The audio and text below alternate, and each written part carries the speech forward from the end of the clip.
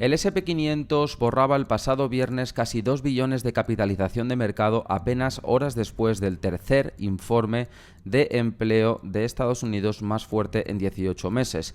¿Qué es lo que está pasando? Pues bueno, todo esto y mucho más es lo que vamos a ver hoy en el análisis del 7 de junio de 2026.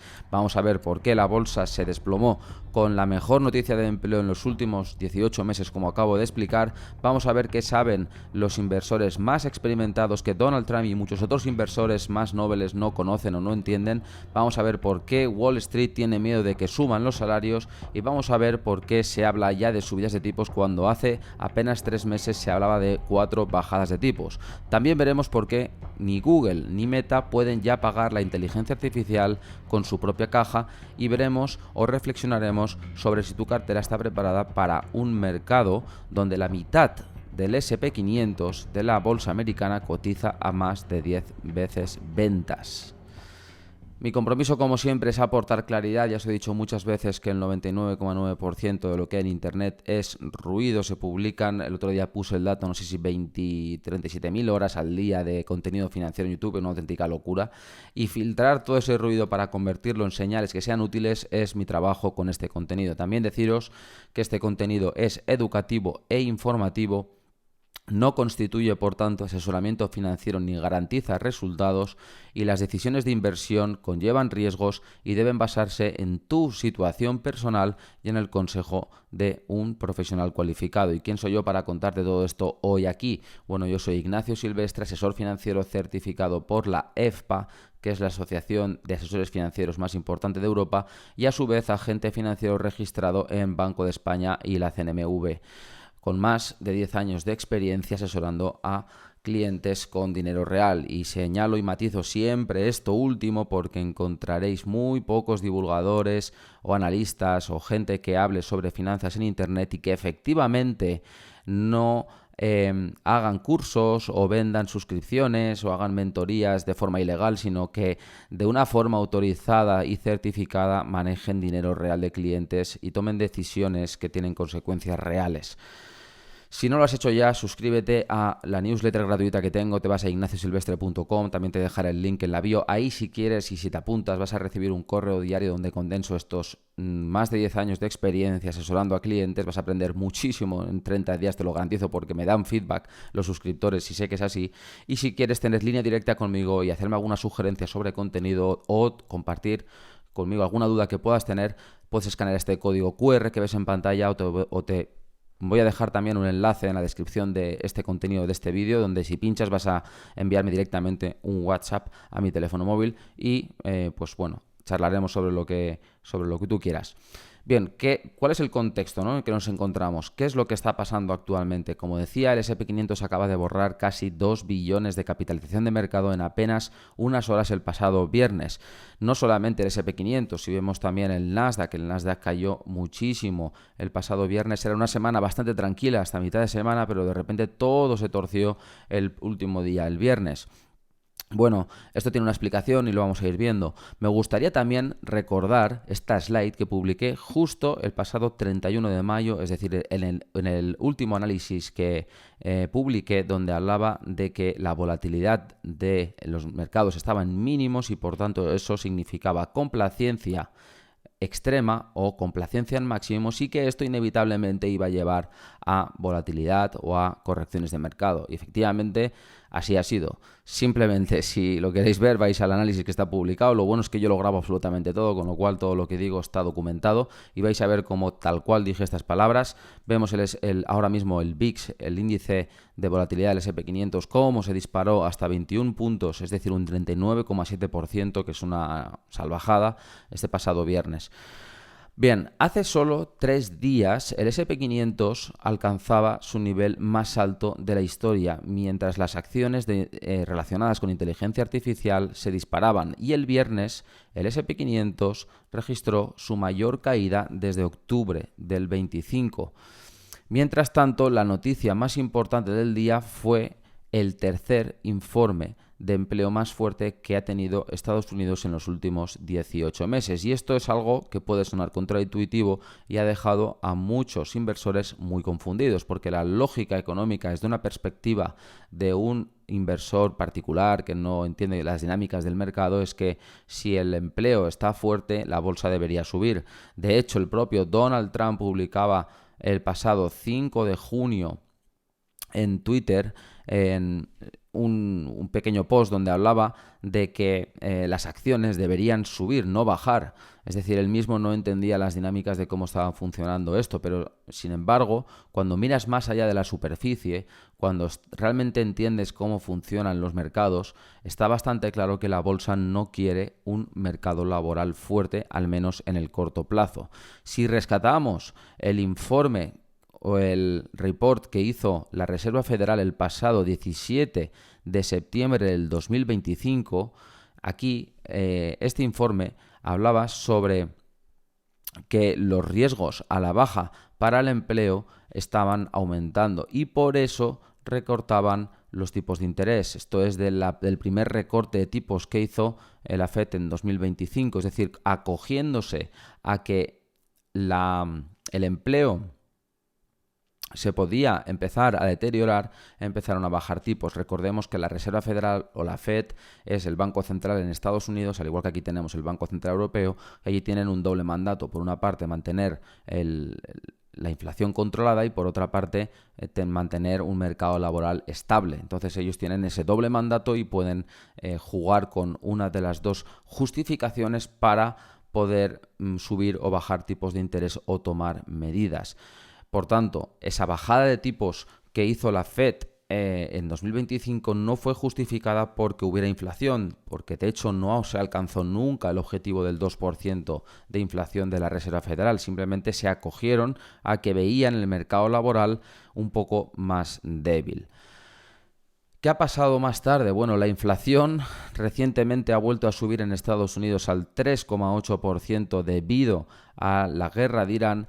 Y sin embargo el mercado de bonos que se había mantenido durante algún tiempo pues con la esperanza de que hubiera recortes de tipos de interés debido a ese mercado laboral, pues bueno, se acabó tensionando. Y además, para el colofón final, el informe de empleo del pasado viernes ha revertido este sentimiento y se está cuestionando ya la debilidad del mercado laboral.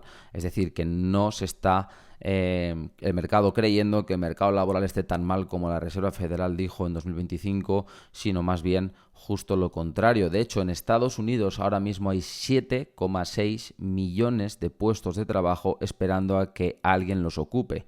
Es el dato más alto en casi 2 años y subió en 731.000 puestos de trabajo vacantes en un solo mes, cuando los analistas no esperaban ningún cambio. Esto es una auténtica locura, porque si tú prevés que no haya ningún cambio en las vacantes de empleo y de repente en el último dato te salen 731.000 vacantes, esto significa que el empleo aguanta y está muy, muy fuerte y por tanto la Reserva Federal tiene ya menos justificación o menos prisa para bajar tipos de interés.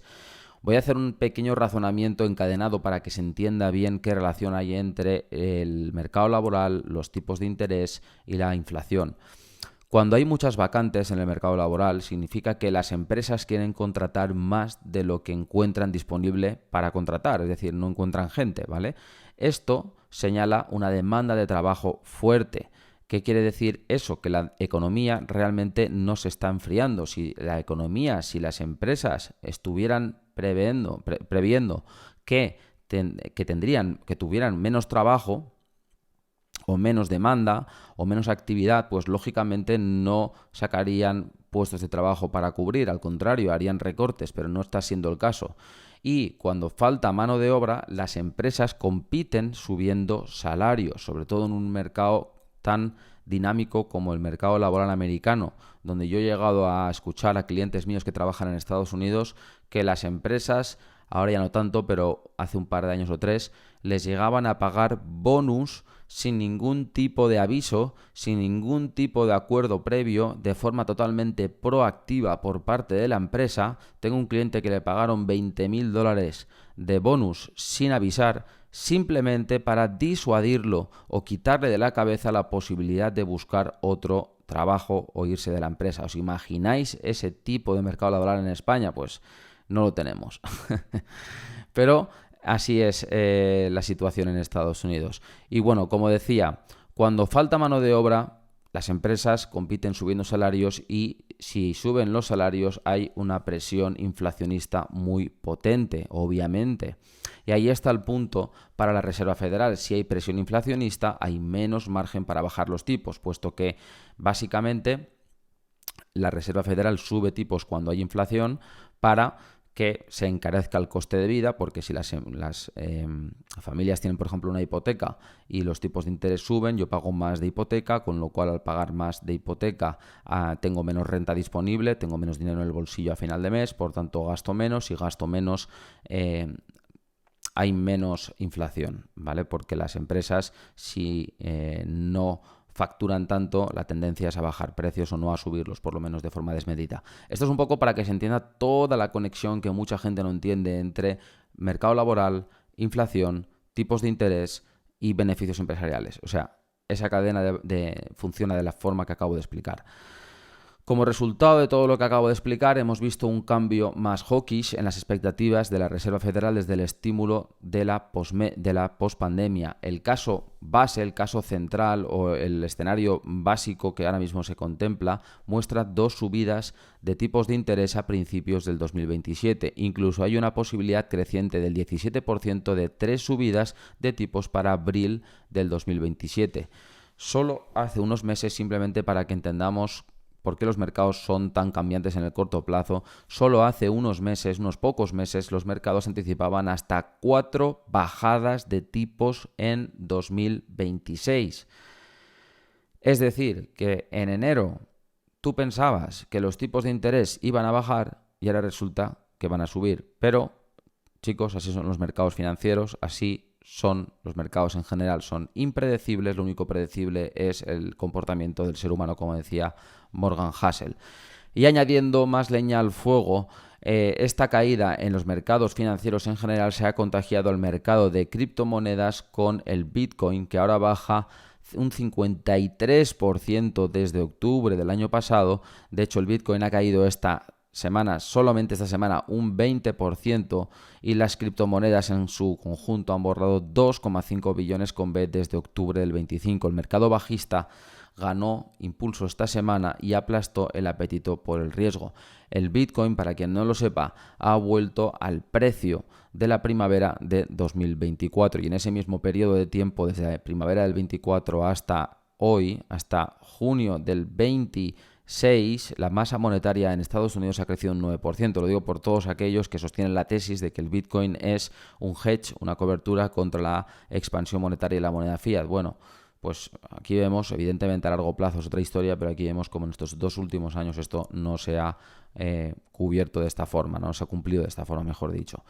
Bien, a todo esto, mientras tanto, el pasado viernes se publicaba en el Financial Times que Meta, que es una de las principales compañías del mundo, para quien no lo sepa, es la creadora de Facebook, de WhatsApp, de Instagram, está considerando recaudar decenas de miles de millones de dólares a través de una ampliación de capital para financiar la expansión de inteligencia artificial. Esto sería muy similar a la recaudación de 85.000 millones de capital propio por parte de la empresa Google, que se anunció hace relativamente poco. Es decir, es las mayores empresas del mundo, las más rentables, las que más caja tienen y las que más caja generan, esas son las que ahora están haciendo ampliaciones de capital ahora mismo para recaudar dinero para poder financiar todo el crecimiento de la inteligencia artificial. Lo he dicho en más análisis, lo he dicho en más vídeos, lo podéis consultar. La apuesta por la inteligencia artificial está siendo masiva desde un punto de vista de concentración. Está todo jugado a una única carta. Tenemos que entender que esto es una situación realmente frágil para el mercado y que, como siempre digo, ahora más que nunca hay que diversificar, porque si la cosa va bien, fantástico, pero si la inteligencia artificial, ya he explicado muchas veces en qué consiste la tesis, ¿no? Y también he explicado que todo depende de que esos flujos de caja, esa inversión, ese CAPEX tenga un retorno en algún momento. Si eso no se cumple, la situación se puede poner muy, muy chunga y hay muchísimo dinero aquí metido. Yo, como inversor, como asesor, creo que las apuestas nunca son buenas, nunca creo que sea positivo concentrar el capital en un sector, en un país, en una empresa. Creo que es más sensato diversificar, puesto que la mayor parte del dinero de mis clientes no viene dado por una herencia o por la lotería, viene dado por trabajo, por esfuerzo, por horas.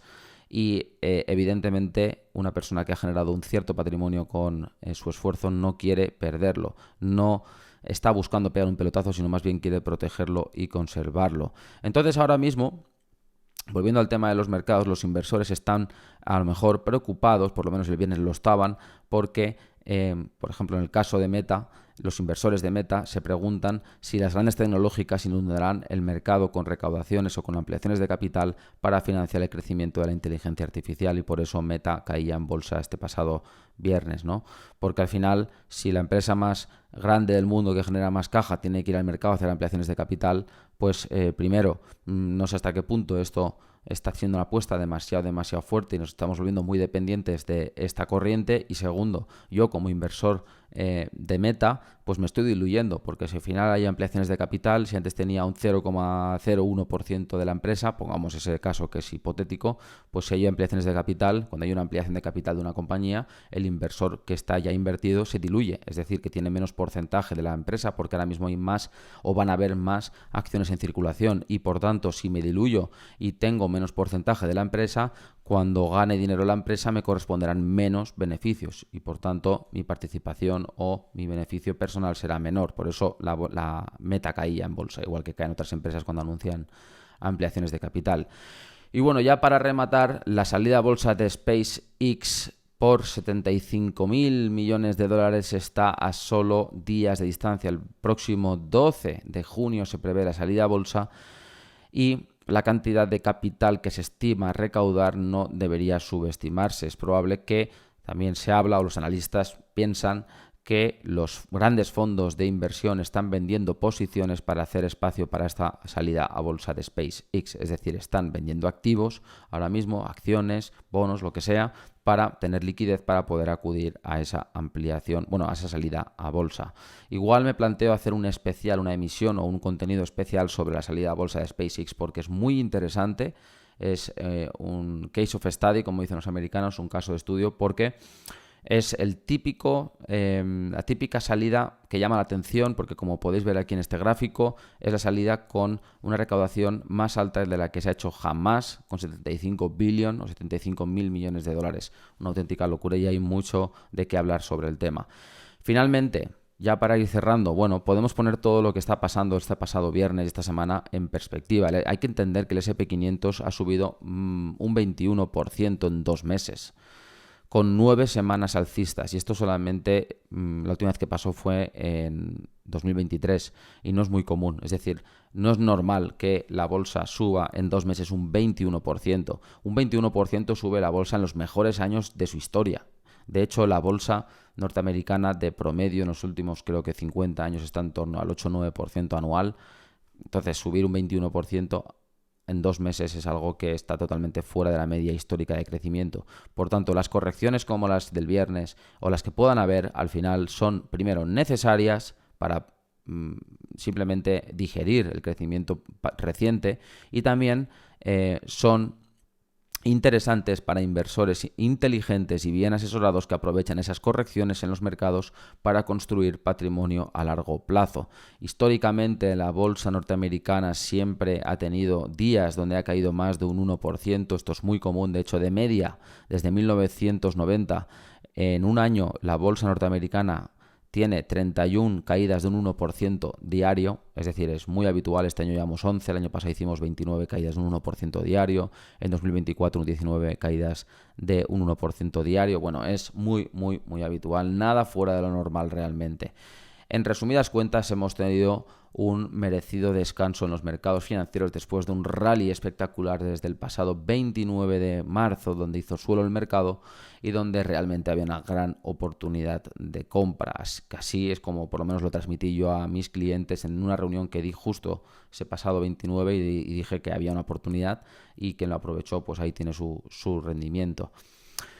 No me pidáis, por favor, me escribís a veces diciendo que qué tenéis que hacer con vuestra cartera y que si es buen momento o mal momento para invertir. Chicos, yo no me dedico a hacer asesoramiento por redes sociales. Para eso está todo el mundo ahí fuera. Hay mucha gente ahí fuera que os va a decir qué hacer, si tenéis bien la cartera, si deberíais cambiar los fondos, si deberíais invertir aquí, allá. Tenéis a todo Internet con ese tema. Id ahí y preguntad a todos los gurús que hay en Internet. Yo os adelanto que el resultado no va a ser bueno, pero no me preguntéis eso, porque yo no me dedico a dar consejos sin conocer a nadie, y menos en redes sociales, y menos a gente que no es mi cliente. Entonces, entiendo que tengáis inquietudes, es bueno que tengáis inquietudes, pero simplemente seguid este contenido que es gratuito y creo que aporta sentido común y tratad o hablad con algún asesor financiero certificado que se merezca vuestra confianza y seguramente esa persona os pueda ayudar. No preguntéis simplemente por internet. Ya para terminar, un dato creo que es bastante interesante y es que los beneficios en Estados Unidos en las empresas están por una parte en máximos históricos en términos relativos a su GDP, a su facturación. Pero los salarios están en mínimos desde 1948. Esto ya lo he explicado. Estamos pasando de una economía de salarios a una economía de activos. Estamos yendo hacia una economía en forma de K, donde cada vez va a haber más desigualdad y donde el que no ahorra o no va a ahorrar se va a quedar permanentemente en un estado de pobreza, y el que haya ahorrado o el que haya invertido o el que pueda invertir va a empezar a capitalizarse y a generar riqueza de una forma totalmente exponencial. Y esto que estoy explicando sobre la divergencia entre los beneficios de las empresas y los salarios es el telón de fondo. La bolsa vive su mejor momento mientras el trabajador captura la menor parte del pastel desde que hay registros. Entonces, llegados a este punto, tú te puedes preguntar perfectamente si las empresas nunca han dependido tan poco de los salarios, ¿vale? ¿Qué más da que suban los salarios? Porque toda esta charla la estoy explicando desde la óptica de que si suben los salarios puede subir la inflación y por tanto la bolsa se resiente porque los tipos de interés también pueden subir. Bueno, pues importa por pura matemática, porque los salarios son el 54% del ingreso de las empresas, es decir, si una empresa factura $100, 54 dólares van a pagar salarios, y los beneficios son el 11% aproximadamente, es decir, de cada $100 facturados, la empresa se queda finalmente con $11, ¿no? Entonces, la partida de salarios es 5 veces más alta que la partida de beneficios. Eso quiere decir que si el coste salarial sube 2 puntos, sube, por ejemplo, del 54 al 56 o al 58, los beneficios se contraen porque es de donde sale el dinero. Es decir, cuanto más suben los salarios, menos beneficios hay o más se contraen los beneficios. Y eso, si los beneficios se recortan, afecta a la cotización. En Estados Unidos, que es un país con una cultura financiera enorme comparada con España, vemos que respecto a otros países, el porcentaje de familias que tienen acciones es del 55%.